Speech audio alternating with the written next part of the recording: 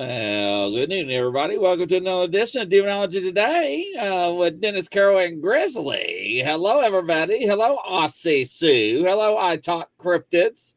Hello, Catherine. Hello, Dennis. How are you doing, Mr. Carroll? All right. How's everything, my friend? Doing fine. Hello, Lizzie. Welcome to the show. Tess H. Leanna King. Well, Yep. I Talk Cryptids. How's everybody doing? So interesting what we're going to do a little bit differently tonight, are we? Yep. We're going to field some questions and some general discussion. We're going to see what happens. Norma, welcome to the show. Glad you can able to make it. So what is everybody's agenda tonight? What is everybody's topic? What is on your mind? I know there is a lot of things that we wanted to talk about before, didn't have an opportunity to do so, but here is a chance, ladies and gentlemen, to ask what you want to know or what you want to know your answers to your questions to. So this is a chance. You can come on the show if you want to ask, or you can ask out in the chat. Your choice. Either way, I'll bring you on, ladies and gentlemen.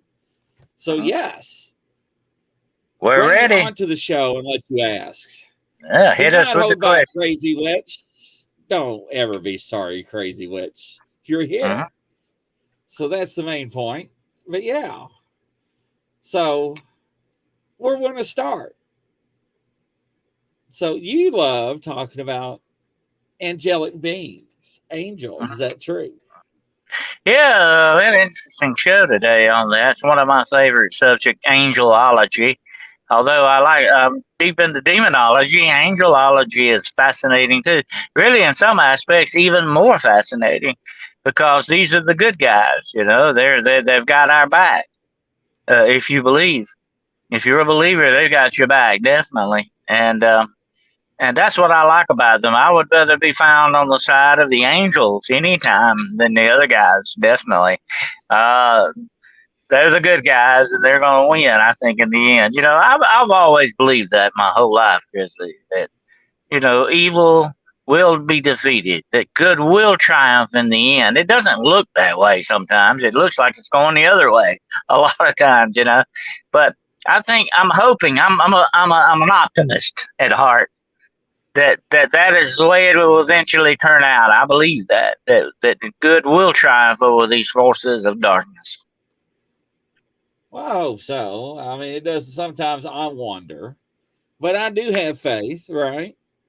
So, but you know, in dark times, you know, especially the things that are going on in the world, I mean, it really makes you stop and wonder what is going on with AI. And in the technology and what AI wants to do. It's very interesting. A friend of mine that we do some shows together, his friend actually fired his attorney and hired AI. Yeah. And won his case. Now, ladies and gentlemen, now what does that represent? Is that not crazy? And here's another thing, Chris. AI is getting deep into religion now. There's some AI programs are giving out sermons. One of them's rewriting the Bible. What's going on with that? You know, that's not good either, really. Here's the thing about that, you know, and we've got to look at the big picture, folks. The Bible, the Word of God, if you believe it, is what it says it is. It was spiritually written, and therefore it must be spiritually read. AI does not have that kind of a spirit, a human spirit about it. It may have, some of it may have an evil spirit for all we know, but it doesn't have a human spirit. It's not human, okay? As much as it wants to be, tries to be, acts like it, it's not human, okay? No matter which way you look at it. And you know what keeps reminding me a lot of this, Grizz, is that movie, you know, Blade Runner. Remember that? Yes, the interesting thing about Blade Runner, one of my favorite sci-fi movies, is that the world they lived in, you didn't know what you were dealing with. These things looked human, acted human, had emotions, but yet they had a weird dark side to them, and they were out to survive no matter what the cost. and human life was cheap to them. That's AI, you know. That's what that is. But AI has that potential, and just like I said earlier about good triumphing over evil, you know, AI has the potential to do wonderful things, to do great things for us, but it won't turn out that way because look who's got the hand on the tiller of this ship, okay? Right, And right. that's mankind, you know. That's That's the the way that problem. goes. Mm-hmm. So Mm-hmm. we do have a question. Aussie wants to know, Dennis, I can't remember if you ever had a spirit or anything else attached to you. No, really, I have never ever had any type of. I have had a lot of oppression. I've had the enemy still fights me a lot. It comes against me in many different ways, and that's the way it works. But that's okay because that tells me I'm in a good place. Um, but I've never actually had an attachment. Thank God. I've had to deal with a lot of them. But people have come to me with these attachments, and I think here's the thing about it. Okay, if you are deep in the work of your Creator, doing what, if you're in His will, He's going to watch out for you. He's going to guard you. He's going to protect you. You know, and so I take that kind of that way with me. Okay, and I've had a lot of people over the years ask me because I am somewhat of I guess you could say expert. I don't call myself that, but of the occult. And a lot of people have asked me, well, Dennis, haven't you ever wanted to try it out a little bit? Haven't you ever wanted to see how it works? Not. I said, no, I've been held back from that. That's never been an attraction to me. I've never been obsessed with that as some people are. I'm not a user of it. I'm a scholar. Okay. First of all things, I am a scholar. And when you take things from a scholarly way, that's the best way to do it in my book because that keeps your emotions down, that keeps your obsessions down, that keeps all that down in its place where it needs to be. So you have to use an analytical mind against these type of things and don't let them get in you. The perfect example is what Chris and I used to be in law enforcement. Okay. And when you're in law enforcement, you've got to remain what? Professional. Professional. You've got to remain or you can't do your job. You're useless, you know? If you break down and you lose it, you're not helping anybody. You're certainly not helping yourself. So you've got to retain that professionalism, you know, that in a way keeps a bumper there, keeps these things from getting to you. But I think that, you know, if you are where you really need to be, God's going to look out for you. He's going to put a hedge around you. He's going to do that. But I have come close to these things trying to follow me home. Oh, yeah, I've come close to these things trying to get to me in many different ways. They have once in a while have invaded my home trying to get to me, but I get rid of them. I mean, you know, well, God gets rid of them. I don't. But there, I get rid of them. And every now and then I take safeguards against that because these things are the enemy and they will do whatever it takes. And folks, when I say whatever, I mean whatever. They will do whatever it takes to get to you and to harass you and possess you if that's the ultimate goal is to take over, invade your life and your being, you know. And this brings me to the point. Remember that old saying, you are a gentleman and a scholar, Mr. Carroll. And that's why they call it a scholar. Good moral character. So another question for you, Mr. Carroll. It says, if you ever sold your soul to the devil, can you ever get it back? Well, that's an interesting question. Yeah, definitely. So, yeah, it depends. Here's the thing about it, okay? And you got to remember this. Your soul belongs to you, okay? It's not a commodity you can buy and sell like a car or a used air conditioner or whatever the case may be, okay?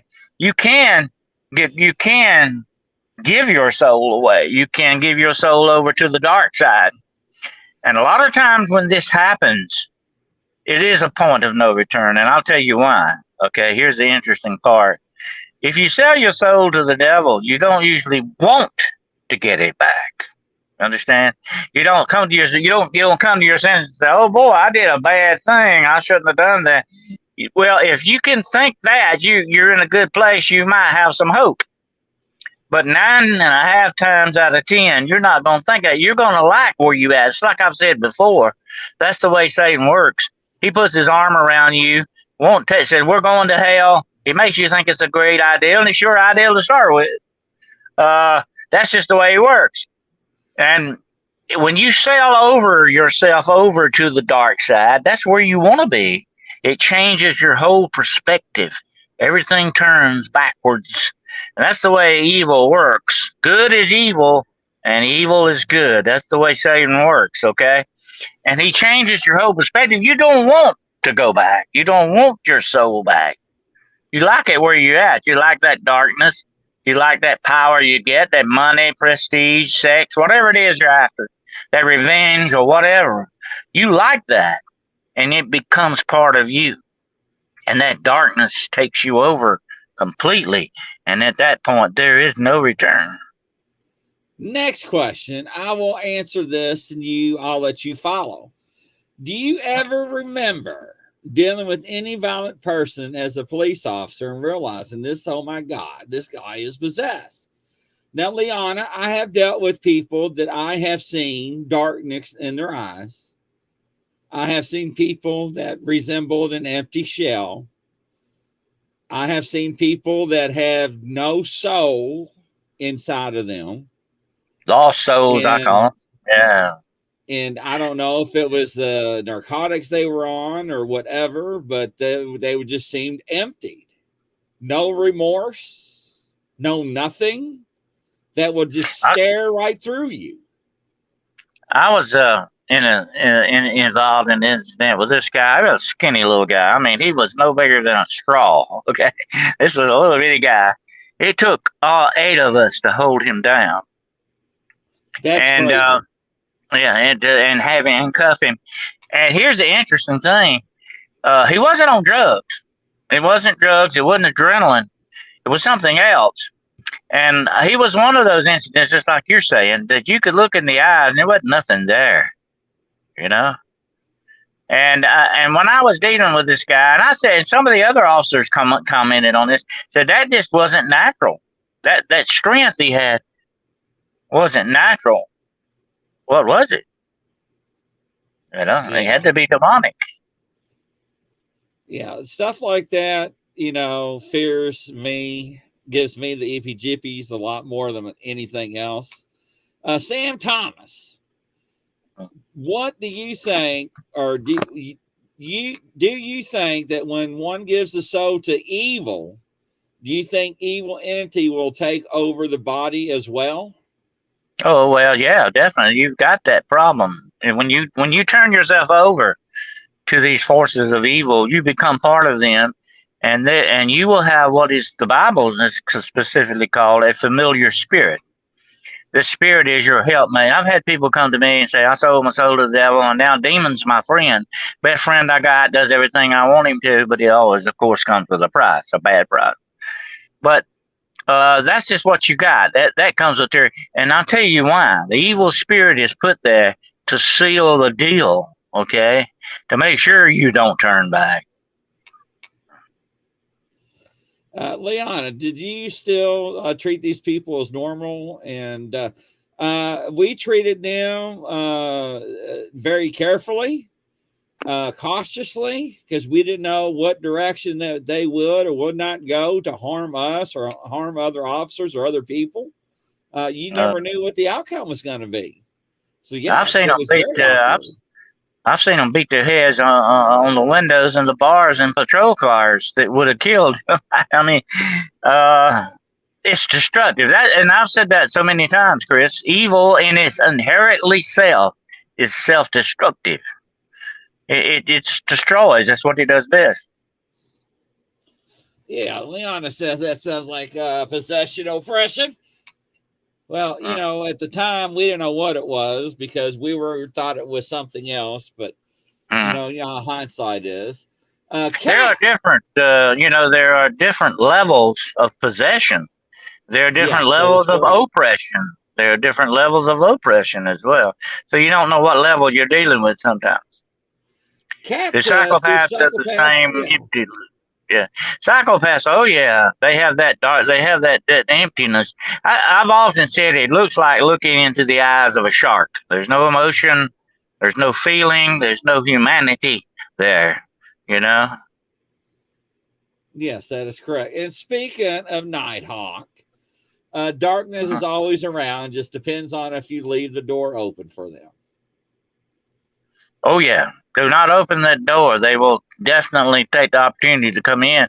And like I said before, if you open that door in many different ways into your life by either drug use, alcohol, abusive behavior, hatred, anger, jealousy, whatever your weakness is what can open that door to the demonic. Liana says, thank you both for so much for our service. Thank you, Liana. Appreciate that. Thank you, Liana. Kat says, is it hard to tell the difference? Ye will know. Well, you got to really be careful. That's why it takes a demonologist to know a lot of these things. And like I said a few programs back, you can't just read a couple of books and say, well, I'm a demonologist now. It don't work that way, folks. Okay. You've got to have training in the field. You've got to engage in years of spiritual warfare to understand what it is you're dealing with. You just don't go out and say, I think it's this or I think it's that. You got to know. And you got to know 100% as much as you possibly humanly can know what you're dealing with. But you'll know the empty shell when you see one. Now, there is a difference that we talked about in other shells that you got to be careful with mental illness and so forth, remember? Because we're not doctors and there's a fine line. We always talk about that, ladies and gentlemen. And you got to understand the difference between that. Tammy, welcome to the show, Tammy. Hello. Sam, Hey. would you say are some symptoms of a bad entity is following you as an empath? Oh, you'll pick up on that. And here's what I said to, matter of fact, I mentioned this on the show about angels today. You need to have that spirit of discernment. Now, God will give you that gift. Discernment helps you understand what you're dealing with and helps you see things for what they truly, really are. That's the important thing about discernment, the gift of discernment. And no matter what you're trying to do, also be in touch with your feelings, because if you feel something's not right, 9 times out of 10 you probably are correct. Go with that and understand that something's trying to tell you something, and you need to investigate what it is you're doing. Juno wants to know, what is a psychic vampire?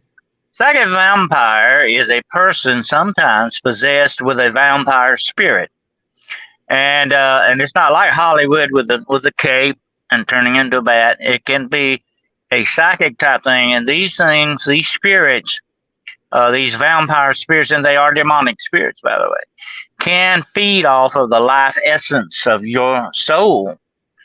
And that's why a lot of people that deal with these psychic vampires say, oh, I just feel drained. I'm tired. I feel like I've run 30 miles or something, no wonder, because you've been drained psychically, spiritually. That's what it's about. Sam Thomas, I know they play on one's feelings. I also believe that they know things before we know them. Oh, yeah. Either good or bad.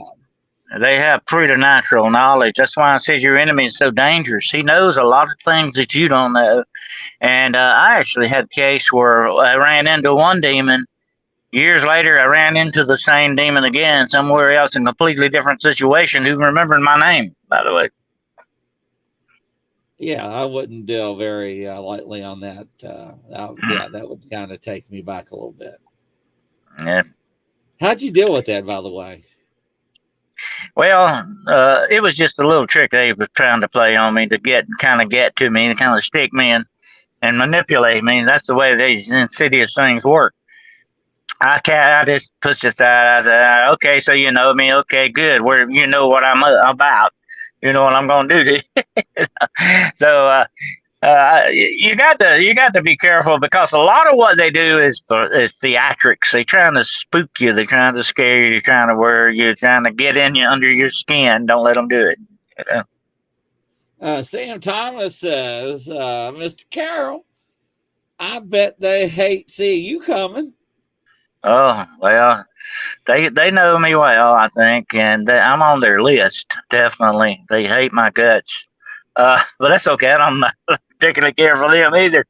But actually, I have had them attack me a lot. Like one time, I pulled up at a house, and I knew this house was demonically infested, and I felt my arm burning. I didn't even get out of the car. Okay, I felt my arm burning. I looked down, pulled my sleeve up, and there were 3 long scratch marks.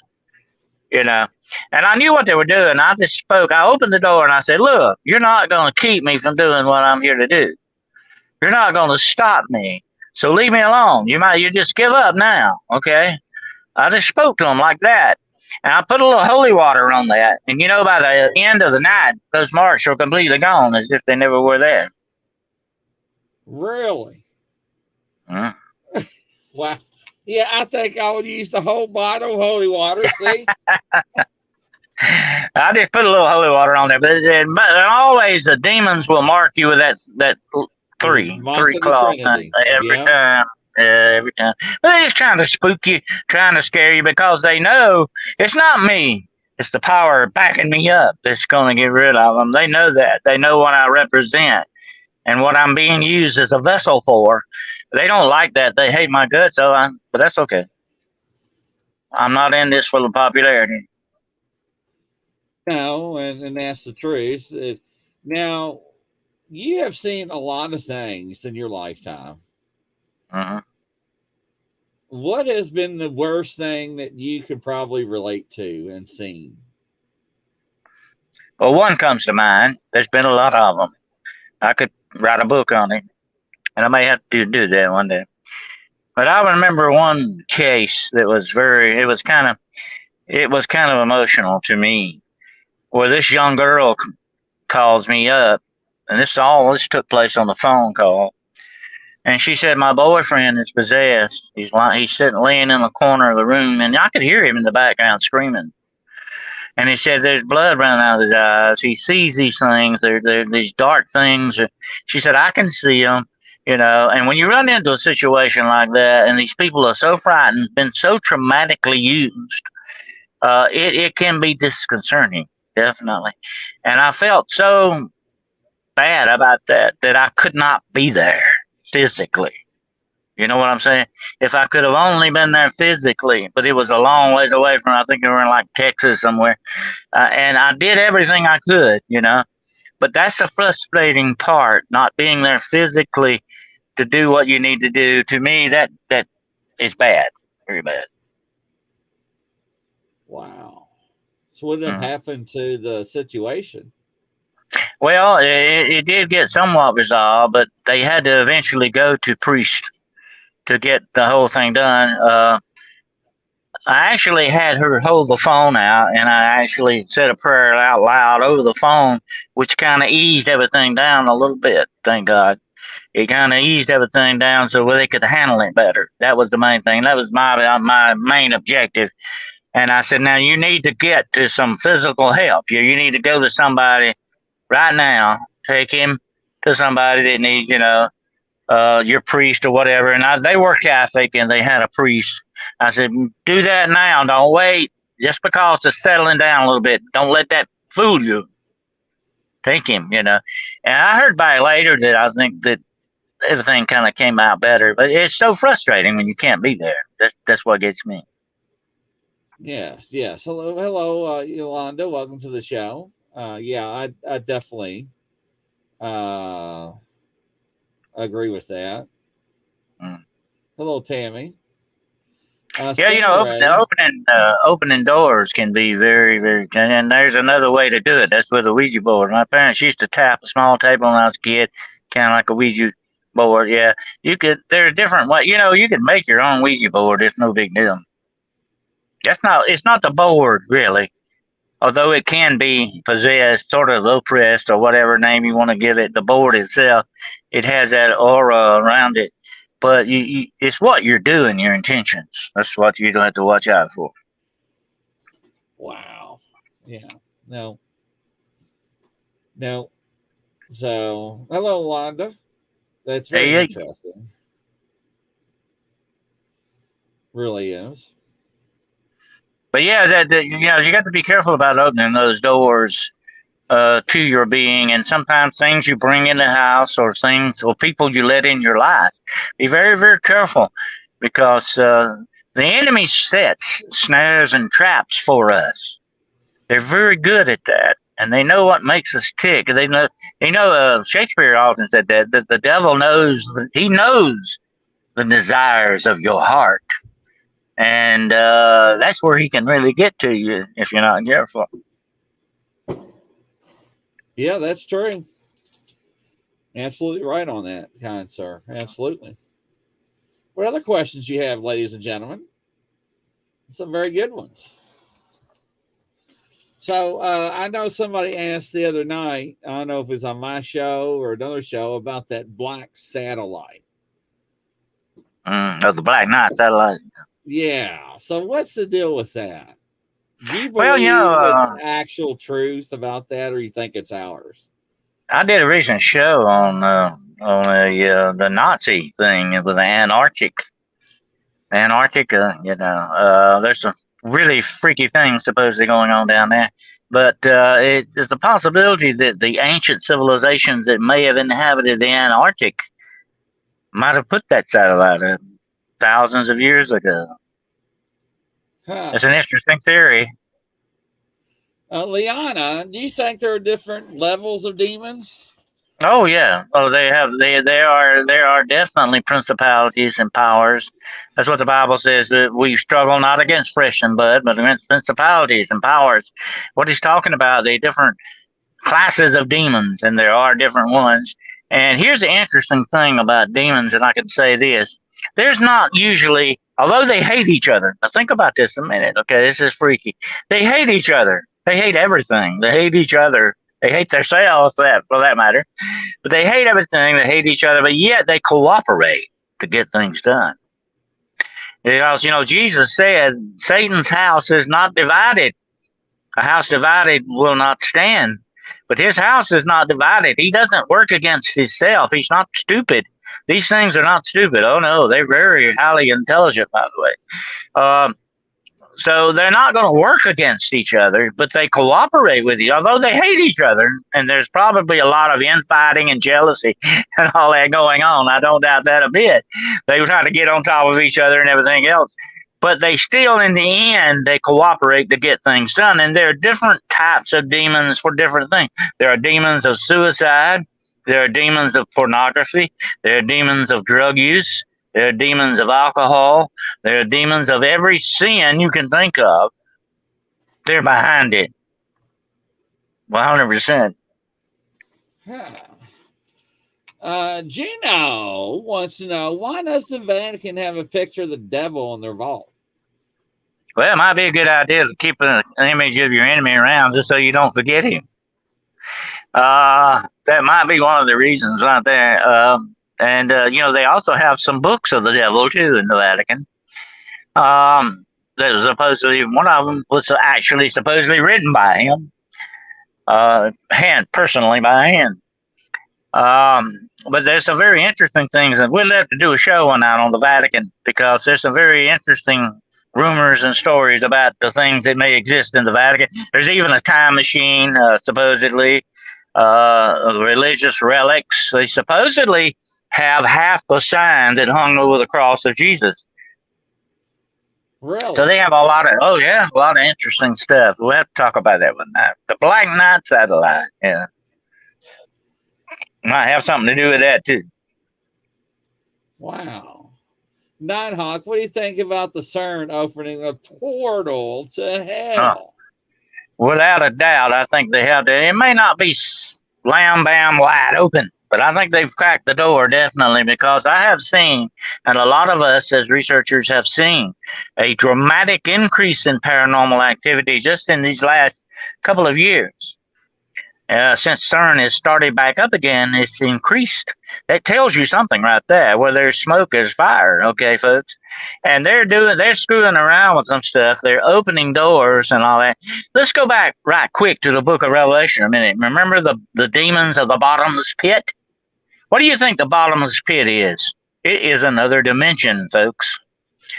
Hell is in another dimension. Heaven is in another dimension. Okay, we're dealing with dimensional things here. And that's what CERN is doing too. Yeah. Very interesting subject, that's for sure. Let's see here. They're just talking back and forth. Allegedly, there are people at home with electronics that they made or open up small portals themselves, and they're disappearing, and the government is coming in and confiscating their equipment. Oh, yeah. Well, you know, I have actually seen incidences, Chris, where the demonic has got into machines, electronics, video games, you name it. Anything, let me tell you this, and this is going to blow your mind. Anything made by the hand of man is subject to demonic infestation or manipulation. Interesting, yes. Sam, are we learning from all this or opening too many doors, he wants to know? Well, let's open doors of knowledge. I call them the doors of perception. Those are the good doors to open. You learn things from that. But here's the thing you've got to remember about the demonic. Do not become obsessed with them. Don't become infatuated with them.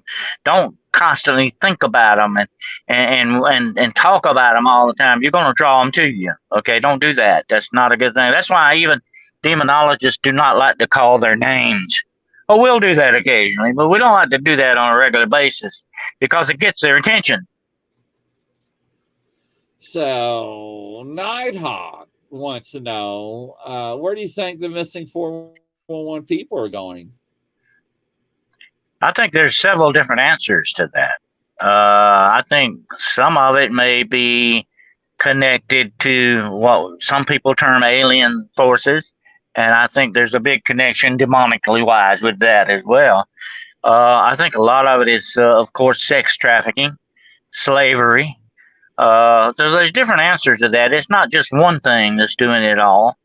But there may be some portals too. There may be people wandering into naturally occurring portals that disappear. And I've seen actual cases of that, of people that supposedly had that happen. So there's a lot of different reasons for these missing, but thousands go missing every year. That should be disturbing our governments, but they don't seem to care too much about it. No, they don't report all that stuff in parks and so forth, do they, kind sir?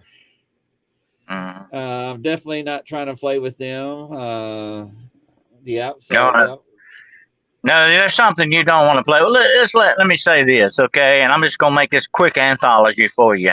If I'm playing around with a pet rattlesnake all day and I kiss on him and hug him and all that, you think eventually that thing's gonna bite me? That's the demonic, folks. You don't play with them. They're eventually going to bite you. That's just the way that works. Don't give them that opportunity. You don't. Here, let me say something. Let me make a bold, quick statement for you. Evil has no power unless you give it to it. That's where it starts. You got to give them that power. Okay? And neither do your politicians either. Don't give them the power. If they don't deserve it, don't give it to them. That's where it starts. You are the one that's passing that buck. Okay, don't do that. Don't say, "Hey, I'm not gonna cooperate with this stuff." You know, you don't. Nobody's holding a gun to your head yet. That may happen down the road. Okay, I'm saying I'm painting a bad picture here. Nobody's holding a gun to your head right now, making you do these things. Don't cooperate. If you don't cooperate, you take the power away from them. Don't forget that. True. Does Dennis believe that people like George Soros is evil for what he wants to do? Bill Gates with this vaccine agenda, beef, cattle, chickens. What do you think about that? I'm not eating any lab-made meat. I'll tell you that right now. But let me answer that question. Okay, if somebody come to you tomorrow, Grizzly, and said, you know, Dennis is out here. He's using drugs. He's getting in fights with people, shooting people with a gun, killing people. He sounds like Dennis might be on the bad side. Okay, okay. Fruit don't fall far from the tree, folks. Soros is not doing good thing, and his son's taking over now. By the way, he's not doing good stuff. Whose side is he on then? You know, that's what tells you the story. What kind of fruit is on that tree? If it's rotten, bad fruit, what does that tell you? You know? Yolanda wants to learn more about the Vatican on another show, she says. Well, we'll talk about that one night, definitely. There's a lot of interesting, weird stuff going on with the Vatican. You know, the Vatican is actually a nation unto itself. It has its own standing army. Yes, that is true. Mm-hmm. The Pope at one time, and people, I'm going to be accused of being anti-Catholic here, but the Pope at one time was the biggest kingmaker and breaker politician in the world, and he still holds a very high position, definitely. Gov Jerky and Beetlejuice, huh? By the way, Beetlejuice, the planet Beetlejuice, they say may actually go supernova. If it does, we'll see it. Very interesting thing. It would be interesting. Yeah. It would be. So yeah, very good questions, ladies and gentlemen. Stand by. We'll be right back.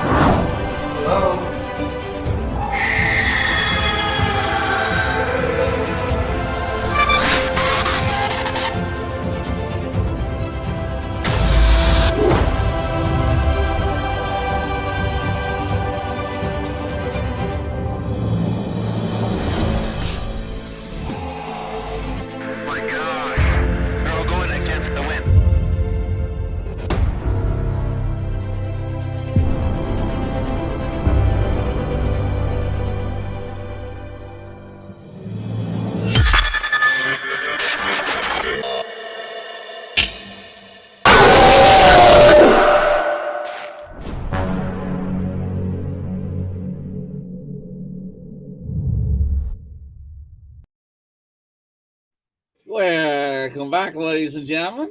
Another edition of Demonology Today. We got Dennis Carroll with us. And welcome back, everybody. Let's see, Crazy Witch. The first time they dug up a dead pope and put the body on trail for something. What? Click on that here. They put up the body. Click it. Click it. It ain't one. There you go. Dead pope and they put the body on trail. And like the guy, there's weird facts. Like, yeah. Oh, yeah, there's a lot of weird, especially the Borgias. Do some research on the Borgias. Oh, God, that was the biggest crime family the world's ever seen. And they had like 2 popes at one time or another that were going on with that. So there's some interesting stuff with that. And by the way, I was going to tell you this. There is a demonic connection to the Black Knight satellite. We'll have to talk about that one night, too. So the thing, though, is if we're so concerned about this, why don't we just take it out? Why don't we just take it out? I don't know. I don't know why they don't. Well, they don't believe it's there. You know what Cotton Mather once said? You know, the power of the devil is that nobody believes he exists. Well, they don't want to. They ignore things sometimes if it makes them uncomfortable. That doesn't make them go away, though. Huh. That's true. Yeah. We've got a heat advisor. I got a heat advisor going on here. I got 105 today. Whew, getting kind of warm. So we are at the end of the Pope's list. So what's supposed to happen now? Well, you got to remember something about that. The Pope is really a premier politician and a bureaucrat. He runs a bureaucracy too, Although he has his own army, he has his own bodyguards, it is a bureaucracy, and it's run by the cardinals. They vote and they do all this stuff, But the Pope is the main say. But here's the interesting thing about the Pope. You know who the original Pope was? The original number one Pope was Peter, St. Peter. Jesus said to him, I'll give you the keys to the kingdom. Upon this rock, my church will be built. But that's when men got involved after that, not directly after Peter. Peter was the last and only true great Pope. Okay. He was the one that walked with Christ. He knew everything. He was a disciple. After that, politics got involved in the church. Okay. And that's when they took out some of the books out of the Bible and all this other stuff. So the church got really screwed up in that way. You know what the word Catholic means, by the way?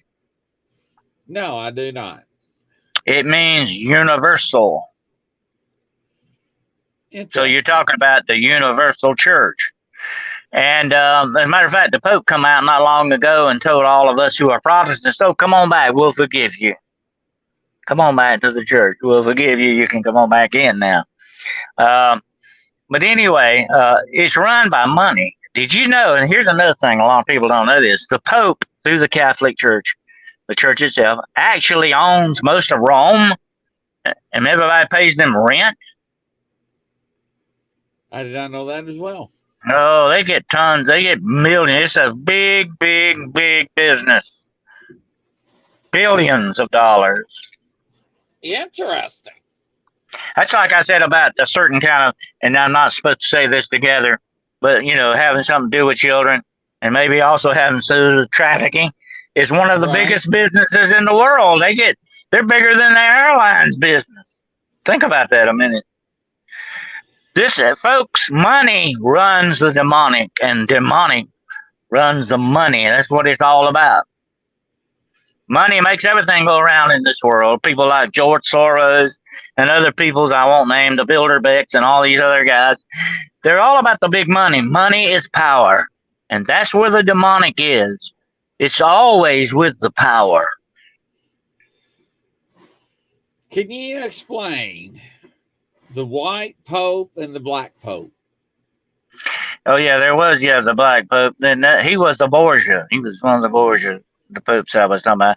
The Borgia were definitely, really, the forerunners of the Italian mafia. Really? Mm-hmm. Oh, yeah. But now the white pope, one of the white popes was actually, one of my favorites was John Paul. Remember him? Yes. I liked him. He was not that much of a politician. He was more religious than some of these other men.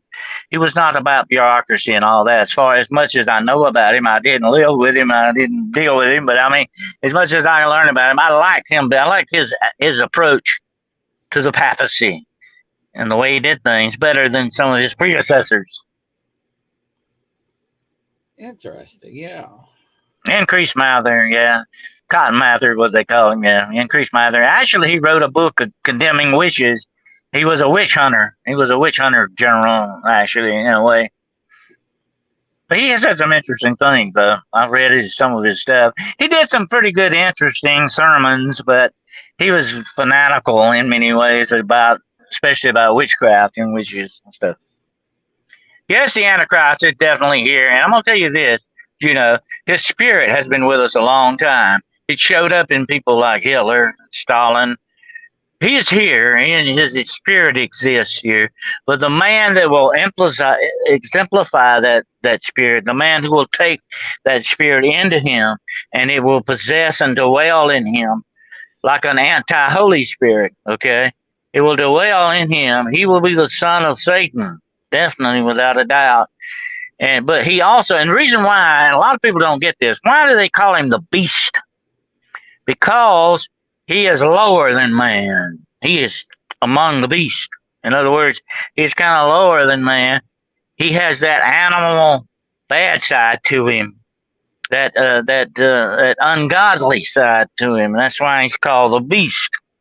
He's half man and half whatever the other part may be. I think it's demonic, but his spirit is in this world. I believe he is actually physically in our world right now today. I'm going to tell you something. I had a very strange dream years ago. And I've studied a lot about dreams. Dreams are very, we're going to have to do a show on that on dreams. Dreams are very interesting. And I'll tell you one, I had this dream, and I dreamed I was somewhere with a lot of people, like a group of people. It might have been a church or something. I don't know what it was. But it was a group of people. And somebody came to me. Somebody came up to me and whispered in my ear. And I followed them. And they said, come on, we've got to show you something. We've got to show you something. So I followed this person, and there was a woman there. And this woman turned around, and she had a beautiful baby in her arms. And she said, we want you to see this. And it was the beautifulest baby, angelic kind of baby. And I looked at it, and the more I looked at it, it became horrible and evil looking. I cannot describe the way it looked in this dream. And I woke up. But I took that as important, that has already come into this world and is waiting to be revealed. Wow. I'm playing catch up on comments, ladies and gentlemen. What do you think about Revelations 18 through verse 23? You don't have to refresh me on that. I'm not sure what that is. I don't have my Bible with me, right? Yeah, no, listen. Nobody listen. So I'm trying to figure. Do you think about it? Captain King, Carrie Searles, money changers. What do you think? Okay, I know somebody said this in the comments earlier. What do you think about this new world money that they want to switch over to? Well, that's part of politics, definitely, and corruption. And a lot of politics is nothing but corruption, run by corruption. Like I said before, where do these dark people come from out of nowhere with millions of dollars? How did they get that? I don't know about you, Chris, but I don't have millions in the bank. I wish I did. And nobody's giving me any millions. What's going on with that? Somebody is definitely going with somebody's plan. I've got it right here next to me. I got my cat and balls out. So, yes. Is that going off on us here? No, I'm not putting them out. I've got them next to me, but I'm not putting them out. So, yes. So, but I know somebody mentioned that earlier during one of the comments. But somebody in the chat room, I don't know if he's still here or not, asked the AI about God. And it was the evil mode of AI, and it put out a horrendous explanation of what they thought God was, and it was just awful. But I just had to put that plug in there. Used not be crazy memory. I like to tell you about it. Someone I knew when I seen. Well, so I'm glad your cat is fixed, Stingray. Well, maybe it won't run off this time. Yeah, but no, so. I always hear about that satellite. I always hear about things in the Vatican that's in the vault that no one's allowed to go see, and it's always off limits. That's always there is so much. And here's the thing you got to ask a question about when it comes to the Vatican. There's so much secrecy. Why? What are they hiding? What's going on with that? What are they trying to keep from everybody? Why so much secrecy? And here's the interesting thing about evil, demons, and all that. They work perfectly fine in the shadows and in secrecy. That's what they dwell in. That's what they use to hide and work from. So why is the Vatican kind of going along with that kind of an attitude? Why are they being so secretive? That's the number one question I want to answer. Yeah, it does. That's a really good question. So, yeah. Absolutely. You know what? You can be a scholar and you have to get permission. Listen to this. As a scholar, I would have to be over 70 years old, and I would have to like go through a process. It would take maybe 10 years to get to the Vatican archives. And then they would only let me in certain areas. Well, why is that? You know, and I know there's bureaucracy, and I know how bureaucracies work, but that to me sounds like more of an impediment. They don't want you to do certain things, you know? Yeah, right. Yeah. Any more questions out there in the audience, ladies and gentlemen, before we wrap up the show? Come on, folks, now let's have some questions here. What's the one thing you want to know about? Seems that you know you're too secret, definitely. And doing things in secret. Oh yeah, they do secret, but they also come out in the open once in a while too. They don't like that though. They like to work because, like I said before, they like that undercover darkness thing because people will come up to you to this day and say, "Oh, there ain't no such thing as demons. That's a bunch of junk." There's people doing stuff like that. There's no such thing as demons. But folks, I've seen them face to face. I know they are. I know they exist. I've seen them face to face. I've been attacked by them. I've seen what they've done to other people. I've seen them kill people. Okay, I mean, oh no, they don't, Mr. Carroll. They don't do that stuff. That's just on TV. Yeah. That's what they tell me. Mm-hmm. So, but you know, that's the power of the demonic. They're not going to show their hand unless they absolutely have to. Okay, I remember there was one scene in The Exorcist. You remember when that young priest came in and the demon opened the drawer? Remember that? And he said, "Do that again." You know, he didn't kind of believe it. He was kind of agnostic. He didn't. This is kind of mental illness thing, you know, going on. And he said, "Do that again." And the demon said, "I'll do it later when I feel like it." Yeah. They don't overplay. They're smart. They don't know. And, you know, people, I got to tell you this right quick, okay? Let's not forget to lose the big picture. And I'm telling you this to scare you. I don't want you to get negative about the demonic. I want you to have power over the demonic. That's what it's all about. That's why I tell you these things. Not to be afraid, not just warn you, and I do warn you, but I want you to have power over these things. I don't want them to have power over you. Okay, and that's why I said the only power they have is what you give them. But don't give them an inch. Don't give them 1 centimeter of an inch. Don't do that. But let me tell you this. They are strong. They are powerful. And not just physically, spiritually, mentally. They have been around untold millions of years. They've learned things you and I would never have enough lifetimes to learn. That's your enemy. Respect it, just like you would respect an African lion in your living room, okay? You better respect him. You better respect what it can do to you, but just remember, don't give it any power over you. That's the main thing. I don't want you just scared of the demon. I want you to laugh at them and kick their butts out of your life when they bother you, because that's what they deserve. They're vermin. They're pests. They're like roach bugs, spiritual roach bugs, I call them. Don't let them get anything over you, okay? You don't have to take it off of these guys. That's correct. So you got 2 questions, and we'll wrap it up.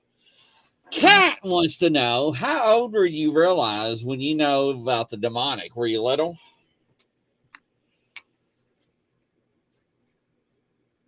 What age was you? Okay. What do you mean? Repeat that again. I didn't quite. How old were you when you realized when you got to know about the demonic? Oh, the demonic itself. I was about, well, you know, I had heard that for many years, but I was probably about 14 years old when I actually saw those demonic spirits. It was in a church, and I was shocked. I mean, I really was not expecting anything like that. Didn't have my mind on that. But when I was confronted with it, it took me a while to understand what I had seen. And then I wanted to understand more. And like I said, it kind of lit a fire under me to understand and learn what was going on here.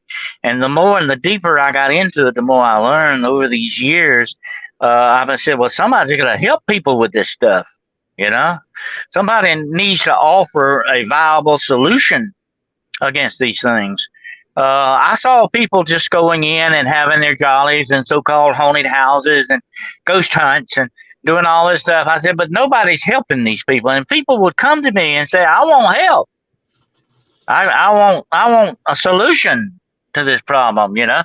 And so I said, there's got to be an answer to this, you know. So I got deeper and deeper into it to understand what was really going on and how to help people to get power over these things, to take that authority that God gave us. That's what real spiritual warfare is all about. And you fight it with prayer. You can fight it with religious objects. It depends on where your faith is.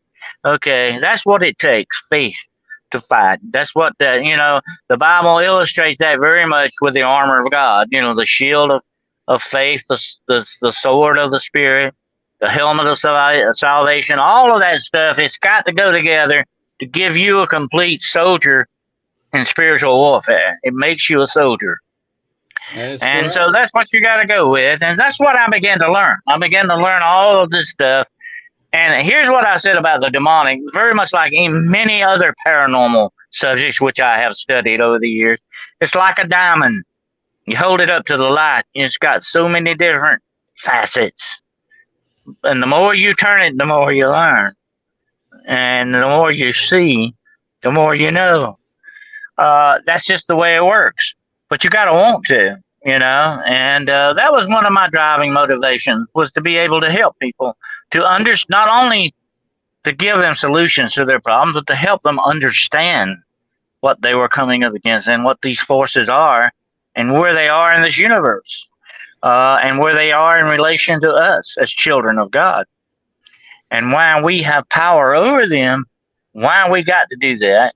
The big picture goes into 1,000 different avenues, but it's still an interesting study. To me, it never gets old. And like I say, I take it, though, from a scholarly point of view, too. I have to, in order to learn and take away from it what I need to. That's the way to go. All right, Mr. Carroll. Now, do you think the Amityville house was demonic, or you just think the guy was just crazy? Well, that was one of Ed and Lorraine Warren's interesting cases, and I studied a lot of the things they did because they were pretty close to they're the only people at that time that were pretty close to the ways I wanted to do things. But I heard that the actual beginning of the Amityville was thought up one night over a bottle of wine. But they must say one thing about Ed and Lorraine Warren, okay? Although I like what they did and I think their intentions were good, they also had I don't know, I'm not going to say this in a bad way, but they had kind of a thirst for PR. They liked a little publicity because it helped them sell books and it made them celebrities, you know. And I can understand where they were coming from on that. But they would get involved in some of this stuff, and I think sometimes it was taken to... No, I don't. At the beginning, there was a potential for that with the Amityville because of what happened there. Definitely. I'm sure it was a dark place. But of all of Hollywood took it and ran with the ball. And I think that went completely different direction from what it really, truly was. I would love to spend a night in the Amityville house just to see what I could find. But, I mean, you know, I don't think it's all cracked up to what it was supposed to be. Well, you know what? You can spend a night in there by yourself. That's for sure. But yeah, no. But yeah, I'm good. You can do that all by yourself. That was very interesting. If you don't mind, lead us in prayer. Very good questions. I'm very pleased with that. So yeah. If you, I heard that there was a rumor that they said around one night over a bottle of wine. Not Ed and Lorraine. I'm talking about the guy that owned the house and somebody else said, hey, why don't we do this? You know, I've actually had hoaxers many times, Chris. I'm going to have to do a show one night on hoaxers, okay? That have actually come to me. I had a woman come to me. Let me give you a quick illustration right quick. I had a woman call me up that I'm in so-and-so, Texas somewhere, and said, my children have been attacked by the demonic. They've got scratches on them. They're making our lives a hell. I'll fly you out here, you know, to take care of this. And I said, really? I said, you know, I don't mind helping you. She said, yeah, but I'm also want to let you know I'm also writing a book about this. There's the motive. So I say, listen, lady, if your children are being attacked demonically, and your life in it, why are you stopping to write a book about it? Come on, you know. You got to watch it, but there's a lot of hoaxers. I've had a lot of people try to trick me into believing things. That I had a woman one time, and what she really wanted to do, listen to this, she wanted to scare her grandmother out of the house and put her in a nursing home so she could take the house. And she tried to get this poor woman to believe her house was haunted by ghosts. And she was showing her pictures of the ghost that she took, which turned out to be an app you could put on your phone. And I looked at this woman, I said, lady, do you think I'm stupid? You not know what this is and what you're up to. I said, I better not come back here and I better not find this woman that's been taken out of her house because of this stuff. You got to really watch what's going on out there, folks. There's a lot of hoaxers out there. That's wild. That's wild. Unbelievable. Yeah, let's do that. That'd be great. But they will use you to get what they want to get out of it. That's what they're in. They don't care about it. I've had a guy call me up one night and said his wife got pulled out of bed by her hair, and they were in a parking lot of a motel, and the whole thing was a setup to make a movie. Wow.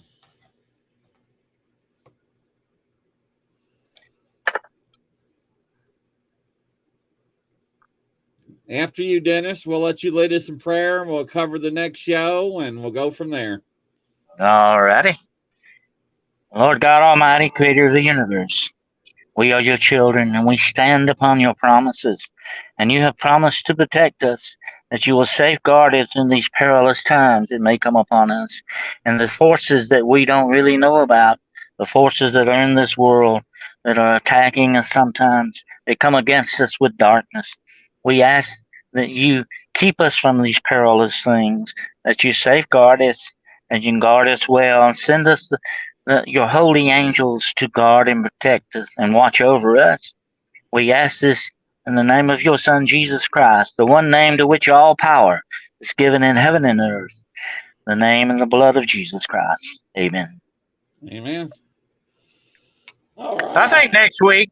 I think we'll just get into the Vatican next week. What do you think? Vatican, yeah. Yeah, all right. That's what I'm talking about. I think that'd be a good one. Watch out, Pope. We're coming for you. The Vatican. That will be interesting, ladies and gentlemen. The Vatican Archives. All right, ladies and gentlemen, from coast to coast around the world, next week, the Vatican it shall be. We'll catch you on the flip side. Godspeed. Take care. Vatican Diaz.